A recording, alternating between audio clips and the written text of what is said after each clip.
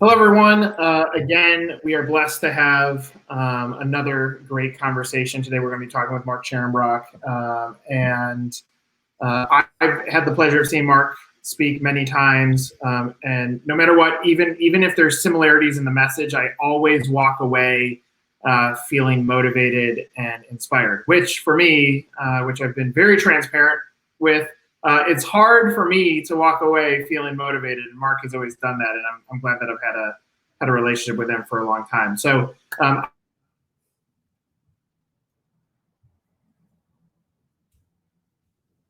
because Mark's going to have plenty of better things to say than I will. Mark, thank you so much for joining us. Nick, I'm glad my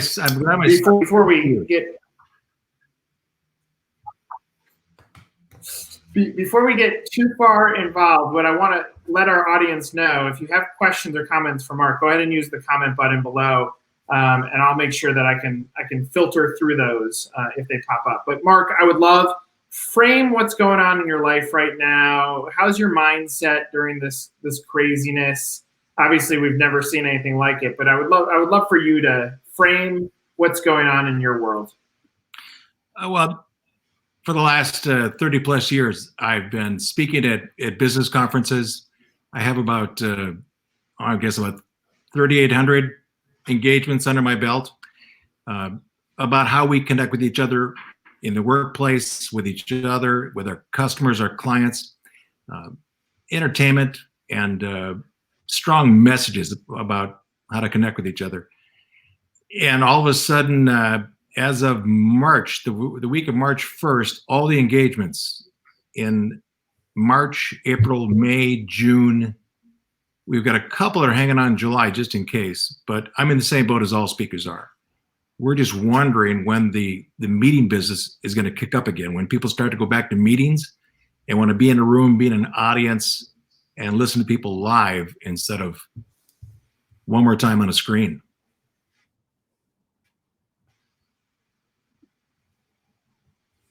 Mark, internally, how are, we've been speaking with a number of brands and everyone's focused on the recovery phase of everything. When we get to the other side, certainly we've been speaking with so many franchise leaders, and what we're finding, Mark, is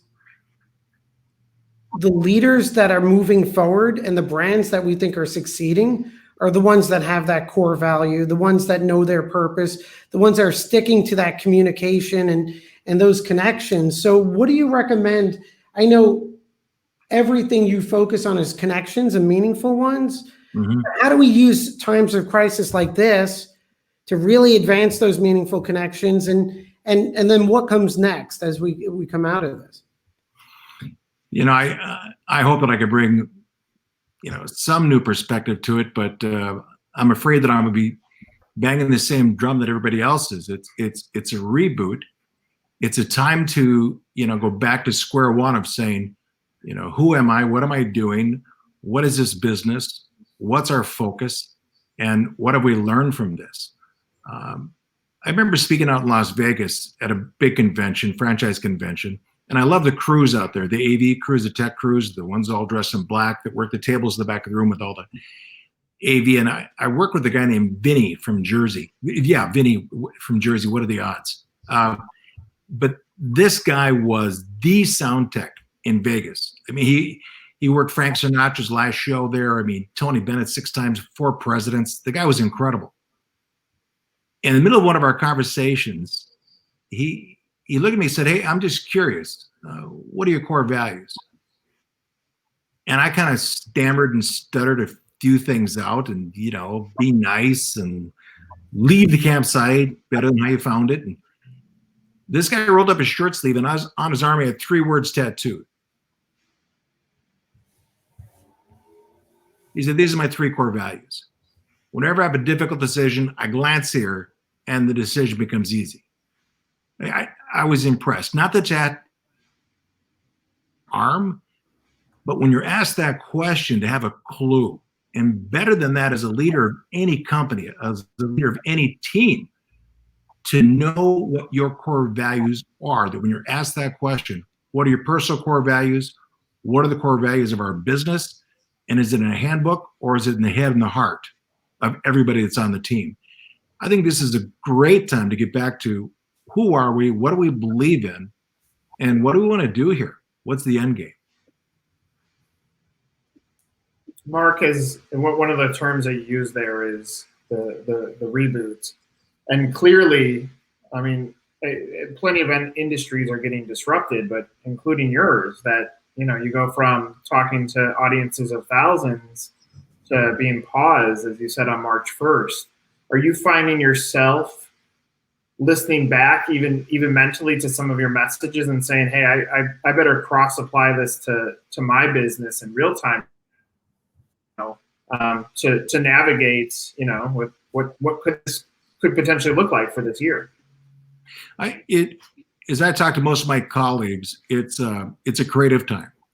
We're back to our past notes over the last bunch of years, 3 to 4 to 5 to 10 years, that we're constantly scribbling down of ideas in our notebooks to see what kind of material that we can bring about that has you know, some type of connection to our audiences now. I mean, the biggest thing, I and along with all of my colleagues, believe that there's going to be a real hunger for people who want to get together. There's a hunger for people to go sit into a restaurant with people around them. There's a hunger to, instead of looking at a screen, to have people in an audience next to you. I mean, it's kind of like if you go to a movie theater and you see a comedy and there's only 3 people in the theater, but nobody's laughing. You pack that theater with 300 people, and then it's hilarious, that energy that, you know, that everybody shares. Well, the same thing happens in meetings when we pulled everybody together. I mean, why did Jobs feel so important to stand up on that stage at Apple and do his introductions versus just on a MacBook Pro? Because the dynamics of an audience, the dynamics of people getting together, wanting to be with each other is so strong that once we're past this thing, I mean, I think you're going to see a real celebration of people getting together and being with one another one more time. Mark, and I guess, right, this probably applies whether or not we're under these circumstances or in ordinary times. I mean, your expertise for businesses, even from a leadership level with your team and from a level with your customers, what creates the meaningful communications? What do you focus on to build those relationships? I think, you know, part of it is when we connect with others, is a bit of it is being memorable, differentiation. An example being, here's a question for both of you. How many donuts in a baker's dozen? 13. Very good. It took a while to hit that beat, but that was very good. 13 donuts. The question that the leaders have to ask themselves and their team as we look at this is, what's our 13th donut? What can we do that, as they call it in New Orleans, the Big Easy, lagniappe, that little extra special that people don't expect, that's kind of a delight. Example, I still carry it. Work for Legal Seafoods in Boston. I don't know if there's 12 or 15 locations. Great restaurant, Legal Seafoods. Roger Berkowitz is their CEO. I have his business card laminated just like a holy card because it's valuable. I work with them, an amazing company, 3rd generation, all family. And on the back of it, Roger sent me a card that says, well, stained with coffee, please seat Mr. Mark Scharenbroich and his party as soon as possible. Thank you, Roger Berkowitz. Signature. What's this mean? That means if Susie and I, my wife and I, go to Boston, we walk in and it's just packed, I go up to the host stand and go, Roger Berkowitz. And I get seated right. So the question is, how often do I use this card? Never. I want to be the jerk that jumps at everybody else, right? Who's this? How often do I carry it in my wallet? I am in Boston and it is packed and I want to use it. I could, but I won't because from Minnesota, we're nice. The point being, as we look at our businesses and what we do, and as far as how we differentiate ourselves, what's our 13th donut? What makes us different? What are we giving that other people aren't? So that we can delight people when they return. That's one way we connect with others. I mean, what a powerful message. And, you know, I first, I completely agree with you. I think there are some businesses that are struggling understanding what their 13th donut is right now, because I think sometimes yourself as a human is challenged when you go through the worst of times. So, you know, there are business leaders that feel like they're getting hammered from every direction. And the reality is, if they were to pause and find the 13th donut, even for their teams right now, some of that stress might not all fall on their shoulders. So it's a powerful tool to even think about, like, how are you cross-applying this disease? How are you cross-applying this to your staff, who are also your customers too? You know, I was speaking to our son this morning. Matt and his wife live in Brooklyn, right across from a trauma center. I mean, it's scary. There's a big refrigerator truck out front for the bodies that are being brought out. It's just frightening. But Matt gave us a great idea that he heard in the neighborhood. A lot of farmers, I mean, the supply chain is just, everything's nuts right now. And the farmers and the produce people they don't know where to go. And so a lot of restaurants, what they're doing, at least in Matt's neighborhood, is that when somebody makes an order, they say, we've got a bunch of extra fruit and vegetables and some protein here. Do you want to add anything to your order and just have some extra lettuce or something? And so they're adding groceries into that food order for takeout. Now that's a donut. Do you want fries with that? It's a great service. It's helping the farmers, the supply chain, and the people to a grocery store right around the corner. So I think it's a matter of reaching out to all of our colleagues out there. There's a reason we belong to associations, is to call our colleagues and friends and saying, what are you doing? What's happening? Give me some manna from heaven that's going to help my team and what we're doing when we get back into the game. Mark, again, driving down in terms of the 13th donut, right? I just had a team call. We were finishing up a traction call. We actually, one team member, our goal is to go above and beyond, right, without expectations. And we did something that we wouldn't normally do. And we probably gave too much info, and it sort of backfired in a bad way. And so it was interesting because on the one hand, you want to say, okay, it's ironic that we did this extra stuff and we got penalized. And on the other, it's, you know what, maybe we didn't do it in a meaningful way and we didn't fully engage, right?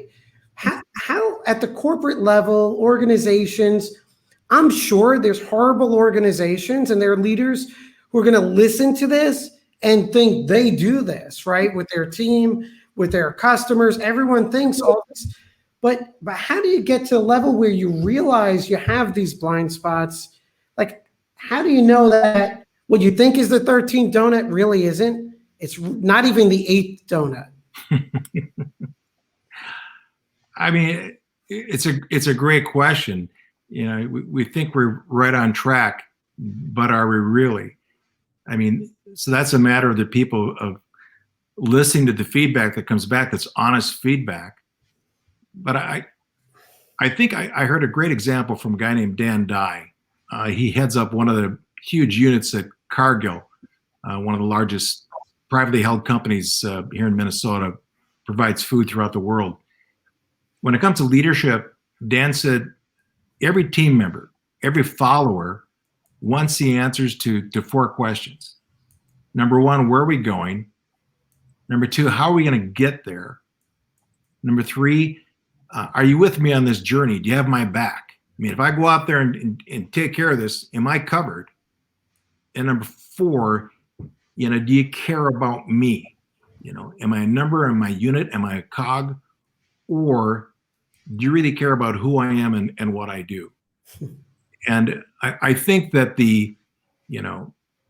employee of the month, nice tokens, but to really know your people and to celebrate them with something that means something to them through recognition. But how does any leader know that they're really doing well? There's some great examples of that happening right now.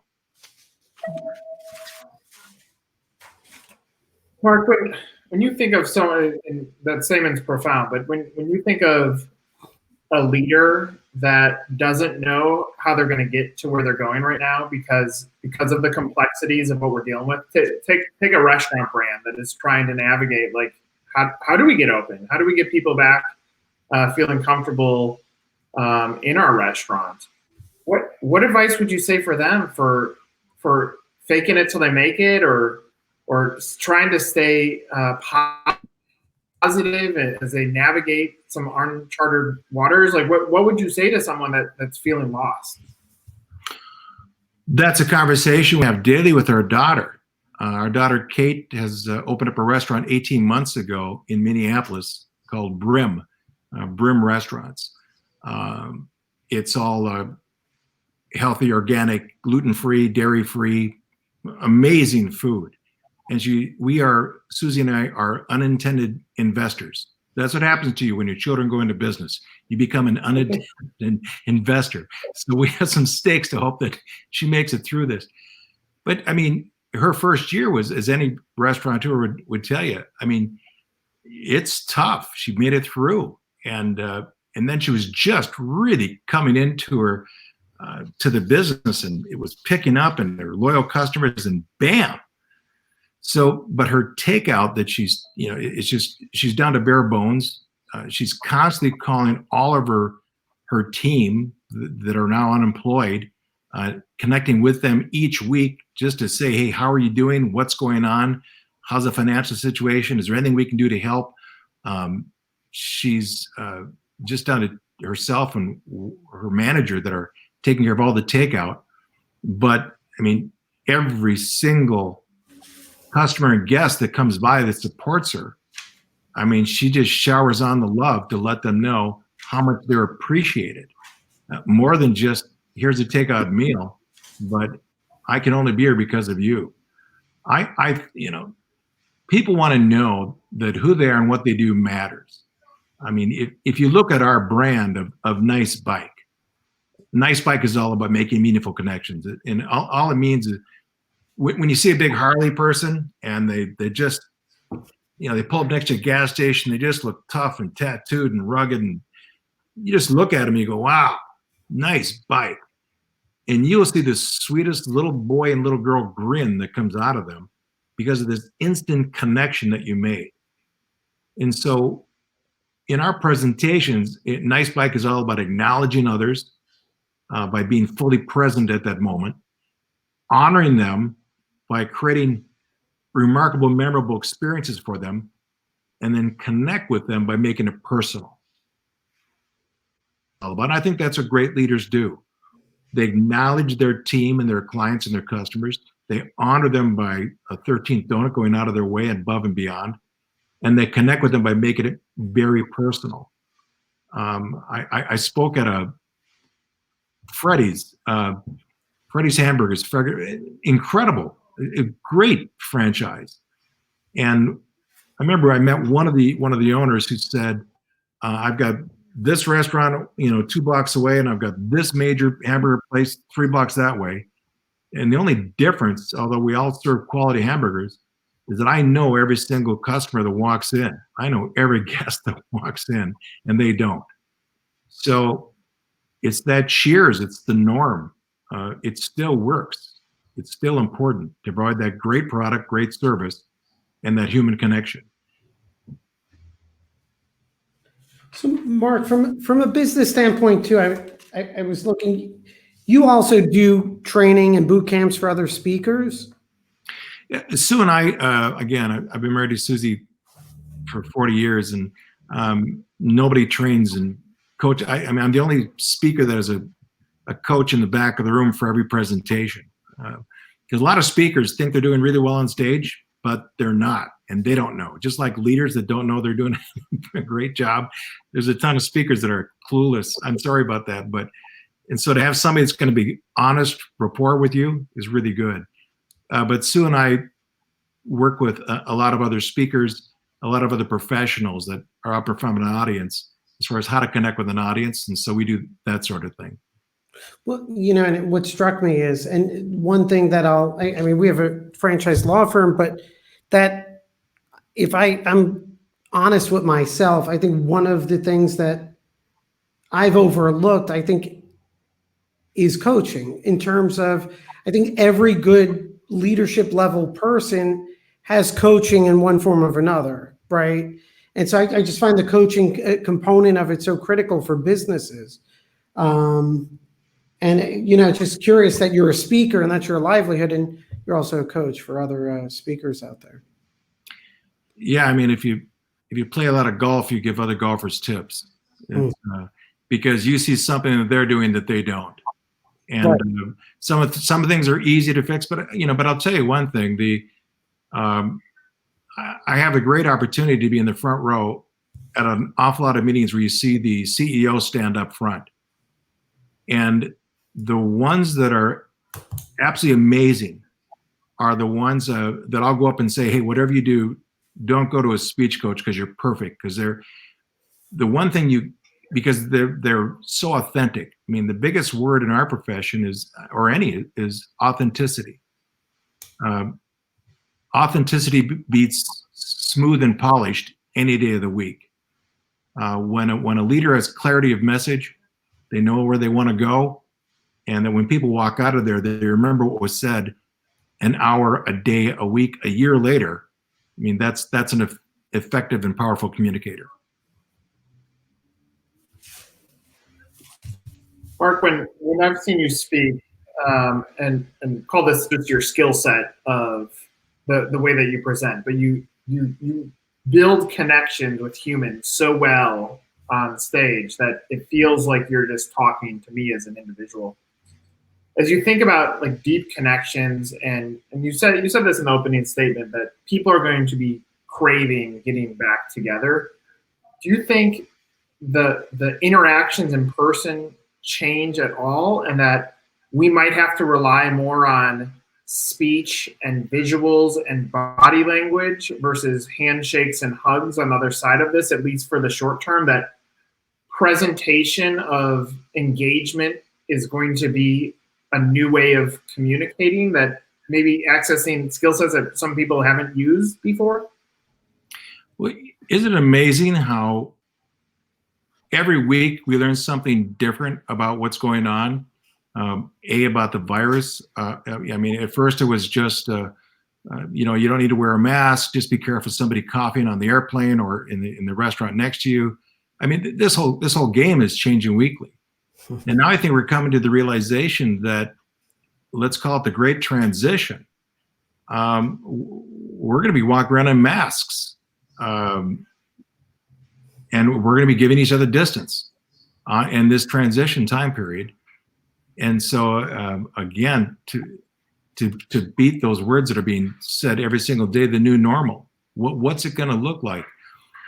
Who knows? I mean, who knows what this is going to be? But yeah, the handshakes, the pat on the backs, the hugs, sitting next to someone. I mean, I have no idea what it's going to look like coming up. Is my first presentation going to be an audience on a stage and everybody in the audience has a mask on? I don't know. Could happen. Yeah, so you think back to just your the visual of pulling up next to the nice bike and saying nice bike, like the power of that, the grin, the interaction, there's no exchange of physical behavior in there, that the hope for like humanity should still be able to say nice bike and still create that emotional hook that makes you feel good, right? Right. I spoke, I started my career as a high school assembly speaker. And high school assemblies are like lion's den. I mean, it's not like Fellowship of Christian Athletes or a church group. It's real kids in a gym, 2,000 of them at a time. And that's how a lot of professional speakers, a lot of us out there, like a Mark Sanborn, started the profession, speaking to students. And it's the best training ground in the world because it's the only audience when you walk in, they hate you before you even speak. And so you got to win them over quickly. But what really worked, I think, is our stories. When you know something about that school, about what they do, about the academics, athletics, and the arts, what they're good at, their mascot, the more you know about them, and you throw it in the presentation and drive it through stories, just yada yada yada, that's where you make a large connection. And whether it's an audience of 2,000 or 2, it's the same thing. Go back to acknowledge, honor, connect, to acknowledge others, to be fully present, to know, who's around you, what's going on in their lives, and to honor them by going above and beyond. There are so many cool stories that we're hearing because of what's going on. There's a suburb in Minneapolis called Golden Valley, where at 5 o'clock every night, the neighborhood goes outside and goes for a walk, 10 feet away from each other. But suddenly, instead of everybody just being in their own homes and staying there, this whole area just gets out 20, 30, 40, 50 people 10 feet apart and goes walking together, just to be with others and acknowledging others from 10 feet away, just as you noticed, Nick. Mark, talk about like acknowledging and empathy and connection. I think we've gone to call this a generational event. It's a multi-generational event, right? And so there's a connection we all have in the planet now in terms of this particular situation. And then later on, maybe at the level of nations and whatnot. And you're talking about stories. And so brands will be judged by their stories now, right? Business leaders will be judged. We will as individuals, and on a personal level with my family and all of us. This may sound naive. I know it's a guess, but I mean, this could be the biggest, most transformative story, really, or one of the top 3 in the history of our nation. And so for a brand and for businesses, I mean, is it a stretch to say this could impact like the future course of their entire business, or am I over exaggerating it? Meaning, okay, maybe we edge back in and psychologically we do find a new normal in 48 months. Charles, that's a interesting point, interesting question. How will this change all of us, both from a business, from a personal standpoint, from a family standpoint? And I think you look back at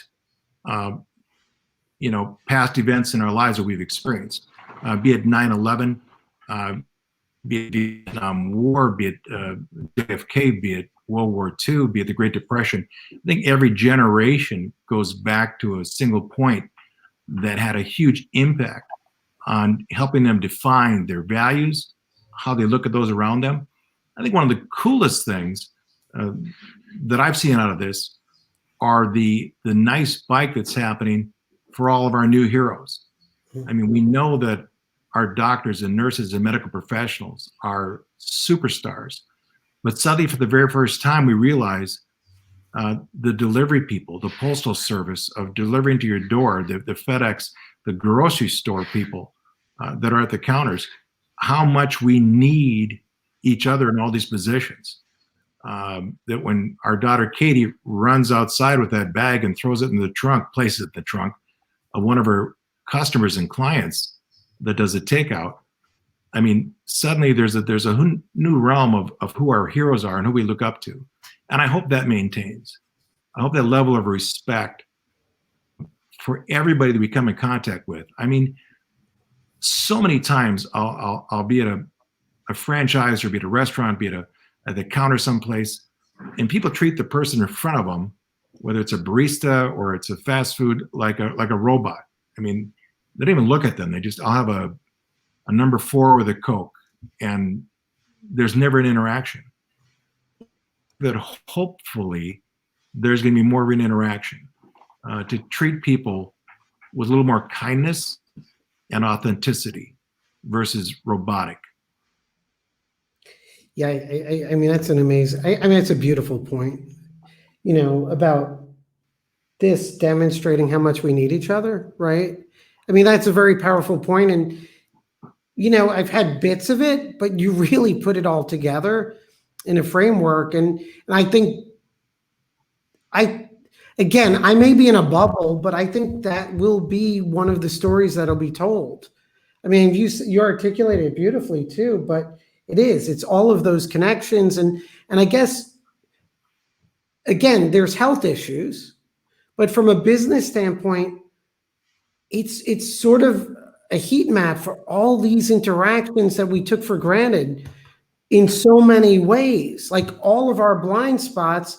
And now we're seeing the value, you know, today, the person from the coffee shop that just delivered, you know, ground coffee to my office today, like that's a mind shift in a big way. It's amazing. Yeah, and I you know, let's go back to TSA that we've all heard. If you see something, say something. So when something good happens, like the coffee delivery, when the FedEx person runs up the door and drops it off, when you go through the checkout counter and there's a piece of plexiglass between you and the cashier, it's time, stop, drop, and nice bike, stop, drop, and affirm and validate. Hey, I really appreciate you doing this. And not just a quick thank you, but I mean, put it out there. And it's incredible when you do that, the look on people's faces of how they go, really? And it's for the very first time in their life, a delivery person, a cashier, a barista feels somewhat heroic in what they're doing. Transformation. My hope is that my hope is that because this thing has taught so many people, all ages, of mortality, that maybe the stickiness of that nice bike moment sticks around for a lot longer.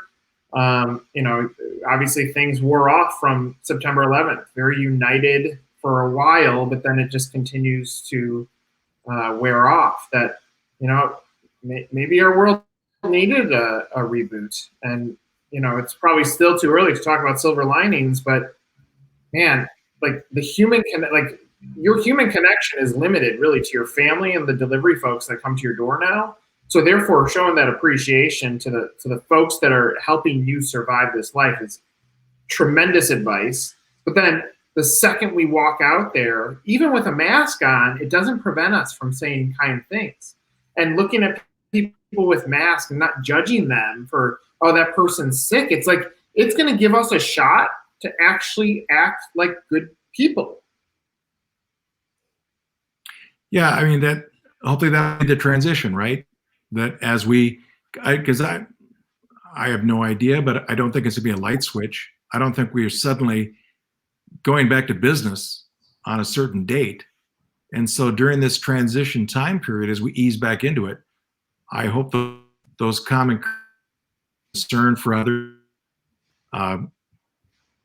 makes its way through the transition and becomes real, authentic, and does pull us together more than it ever has before. Yeah, Mark, I appreciate you. I appreciate you spending some time with us. Would love final thoughts from you and Charles as we take it to the final stretch. Hey, no, this has just been a pleasure. And I think it's a great time to go back to the basics in our minds, in our hearts, what we believe in, what we hold important, and what we need to continue that feeling going forward.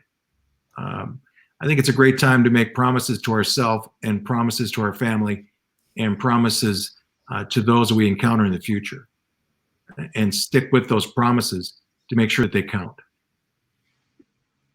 Charles, final thoughts? Mark, just thank you. I really appreciate and grateful for the time and the thought. I will have one question though, and you don't have to answer it. Does this put pressure on every speaker out there, including yourself, have you thought about what's the first thing you're going to say during your next speech? Yeah. I think about that a lot. I mean, if you haven't performed for a long time, Yeah. you just don't jump right back in. What's more pressure for a speaker than quarantine and then your first speech? That's amazing. I can't wait for that. I guess the opening words are, as I was saying. Oh, that's great. Mark, we appreciate this. Stay safe, stay healthy. Looking forward to seeing you back on the big stage. Thanks a lot, Nick. Thanks, Charles. It's been a pleasure. And Take thanks care. to all Thank you, the Mark. people out there. Thank you, guys. Thank you.